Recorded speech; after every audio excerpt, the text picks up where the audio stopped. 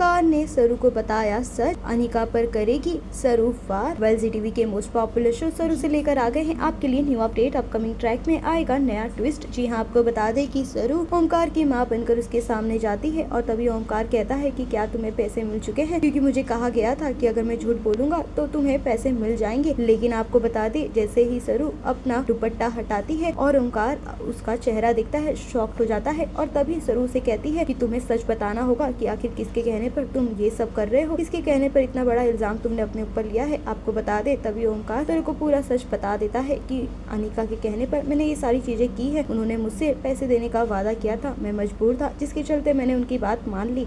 अब आपको बता दे कि सरू अनिका को सबक सिखाएगी और उसका सच घर वालों के सामने लेकर आएगी। वेल, आपको क्या लगता है, क्या अनिका अपनी गलती मानेगी या नहीं? हमें कमेंट सेक्शन में कमेंट कर अपनी राय जरूर बताएं और इस तरह की अपडेट पाने के लिए हमारे चैनल टेली चक्कर को लाइक एंड सब्सक्राइब करना ना भूलें।